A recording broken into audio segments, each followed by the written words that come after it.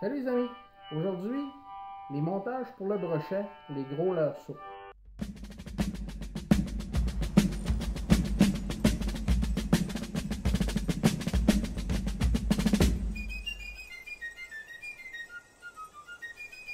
Alors, quand on utilise des petits leurres, c'est une chose. Quand on utilise des gros leurres souples, comme ça, ça demande des montages un petit peu plus touchés pour pas trop avoir d'échappée. Alors, le montage le plus simple, naturellement, c'est celui avec une tête plombée, un gros hameçon comme ça, mais ça vous laisse une grosse partie, un 2/3 de votre leurre qui n'a pas d'hameçon. Alors, quand les poissons sont très agressifs, il n'y a pas de problème, ils viennent attaquer le devant du leurre. Souvent, on a des poissons suiveurs. Alors, quand vous ramenez, vous voyez souvent un brochet qui suit votre leurre. Ça arrive régulièrement. Alors, souvent, ces poissons-là qui sont suiveurs sont moins agressifs. Souvent, ils n'attaqueront pas ou vont venir juste attaquer le bout de la queue ici. Ou ils vont venir taper avec leur queue, donner une tape sur le leurre avec leur queue, puis ils vont virer. Puis souvent, ils vont donner une tape, ils vont aller faire une circonférence, puis ils vont revenir attaquer le leurre par la suite. Alors souvent, quand on a une première tape, il ne faut pas tirer tout de suite. C'est juste un coup qu'on reçoit. Alors les leurres, montés comme ça, pour les poissons très agressifs, ça va bien. Par contre, si les poissons sont des suiveurs, souvent ils vont juste venir couper votre queue, ce qui arrive régulièrement. Oui, vous allez avoir une touche, vous allez tirer, puis ça va échapper parce qu'il n'était pas piqué, il était juste sur le leurre de Robert. Alors, ce qu'on fait dans ce temps-là, je vous ai déjà montré ça cet hiver pour le doré. On va ajouter un hameçon à la traîne sur le leurre. Alors ici, l'autre, j'étais monté avec une tête plombée. Ici, je suis monté avec un gros hameçon texan. Alors ça, c'est un hameçon texan qui est vissé dans la leurre. Alors vous avez un spring ici qui vient se visser dans votre leurre. Vous mettez l'hameçon, puis j'ai rajouté un trailer. Si vous regardez certaines vidéos que j'ai publiées cet automne, j'ai pris beaucoup de poissons sur le trailer hook. Alors c'est très simple à faire. Je voulais vous montrer ça ce matin. Alors de pouvoir mettre un trailer hook sur un gros leurre de rubber, premièrement.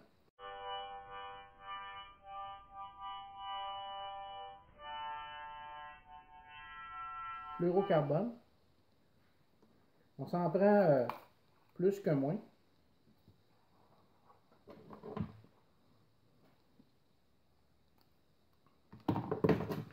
Alors, on va faire le montage pour le gros leurre ici de 8 pouces. J'ai un gros leurre de 8 pouces ici. Alors, si je monte une grosse tête plombée là-dessus, ce leurre-là, on va lui mettre une grosse tête plombée. Ici, j'ai des hameçons Caperlan, Décathlon.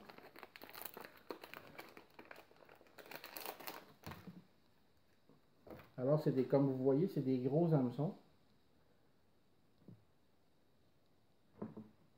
Alors, cet hameçon-là, là, il va venir seulement ici, sur la leurre. On va le monter.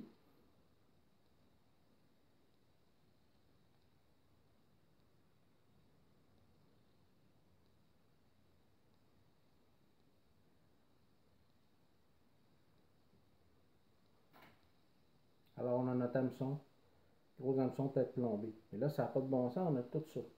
À moins d'avoir des hameçons vraiment extra wide gap, mais c'est assez rare et assez dur à trouver. Alors, pour un montage avec une tête plombée comme ça, si on veut faire quelque chose d'assez facile, on va s'installer un trailer hook.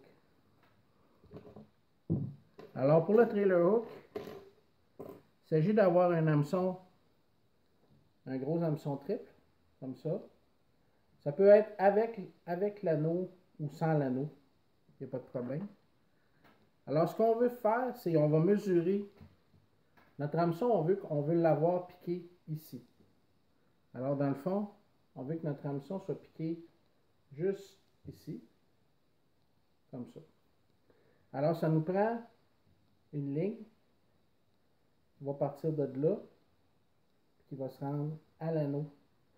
Si on veut le mettre sur dessus, on va le prendre sur cet anneau-là, ici en haut. Ça, c'est une tête plombée avec 2 anneaux.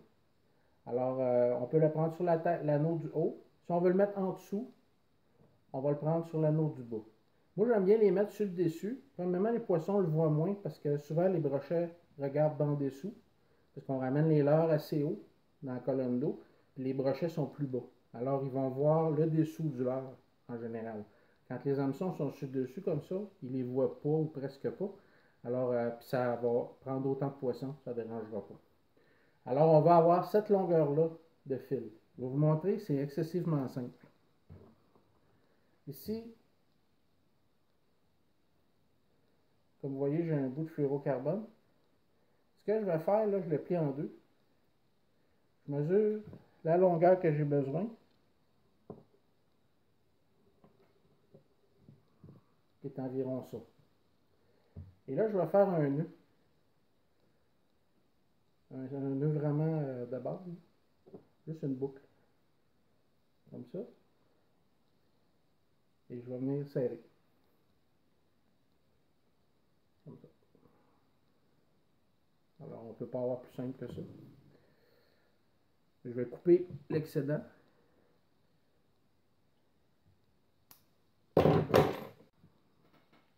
Pour ce qui est du fluorocarbone, je vous conseille de venir brûler les bouts.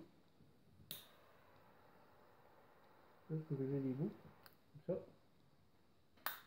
ça.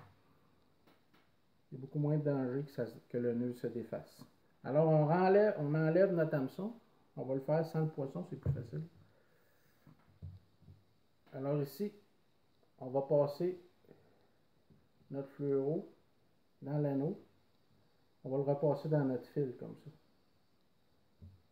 Fait que là, c'est pas serré, c'est juste, on l'a juste repassé. Fait qu'on a juste fait une boucle comme ça. Okay. Alors, une fois qu'on l'a passé dans l'anneau de notre tête plombée, puis on a fait une boucle, on fait la même chose ici. On le passe dans l'anneau. C'est un hameçon avec un gros anneau, ça c'est plus facile.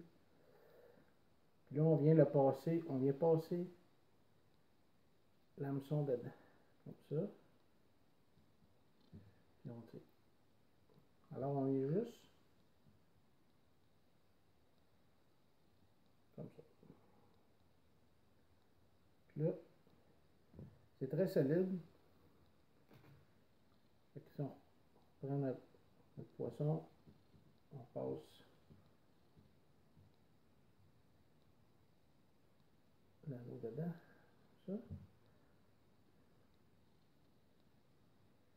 On peut venir accrocher notre fil, notre hameçon, ici.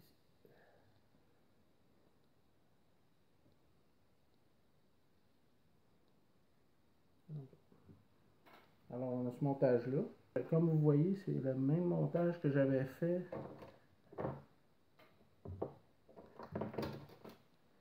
C'est le même montage que j'avais fait avec l'hameçon texan. Ici. Là, je l'ai fait avec une tête plombée. Alors ici, on a un leurre de 8 pouces, puis on a un hameçon aux 2/3 du leurre. Alors, si vous êtes vous pêchez vraiment dans peu profond, ou même dans plus profond avec votre tête plombée, vous jouez avec la grosseur de votre tête plombée. Avec une tête plombée comme ça, en plus, vous pouvez rajouter une cuillère en dessous si vous voulez. Avec un fluorocarbone comme ça, je ne me suis jamais fait couper. C'est très très bon. Puis c'est un montage quand même relativement discret. Alors, ça c'est un montage facile à faire. Autre chose qui est assez difficile à trouver ici, j'en vois pas, je n'ai pas vu dans les magasins vraiment. En Europe, c'est très populaire, en Suède. Ils pêchent beaucoup avec ça, c'est des harnais. C'est des montages chalots. Je vous en ai déjà parlé, je pense, une fois.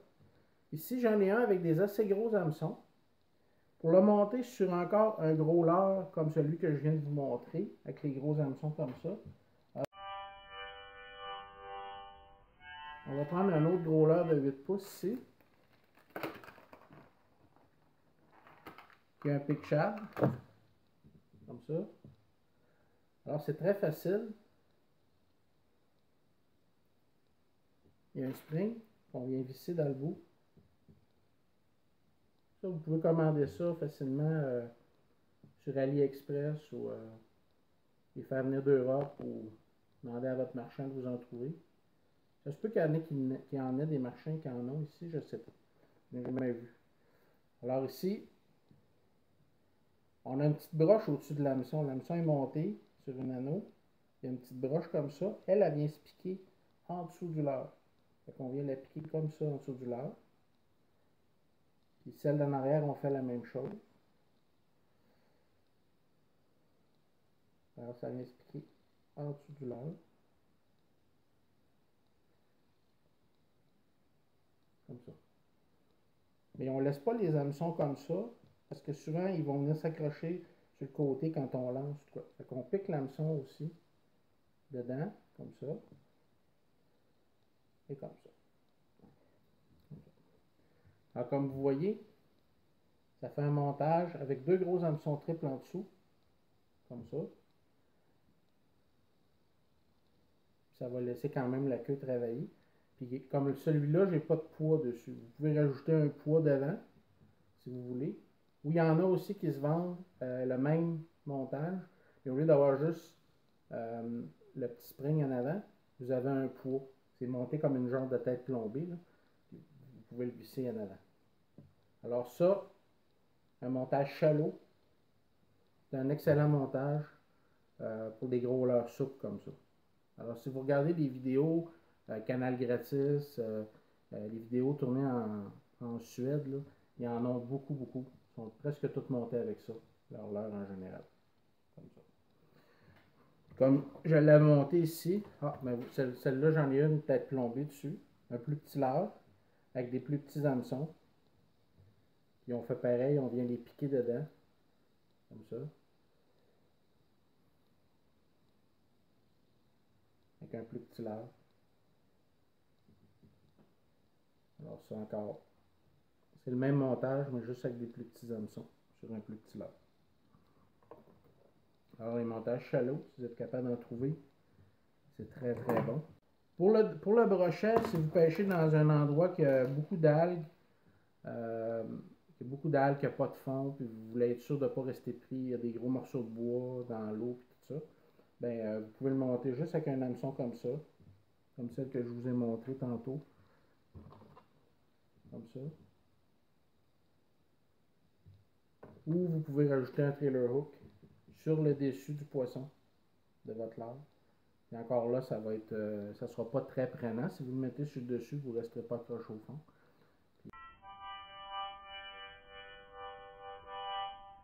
Alors, pour les montages d'hameçons sur les leurres, moi, c'est ceux que j'utilise le plus. C'est ceux que je préfère. Naturellement, si on a des petits leurres, ça ne donne rien de mettre des trailer hooks si on a des leurres de 3 pouces. Et quand on tombe dans du leurre 4 pouces et demi, 5 pouces, dépendamment des temps de l'année, il y a des temps de l'année que les poissons sont très agressifs. Pour la chigan, c'est un peu moins utile. Ça a de grandes bouches, le chigan, ça avale le leurre en général, il aspire le leurre. Mais surtout pour le brochet et pour le doré, les trailer hooks, c'est très très utile.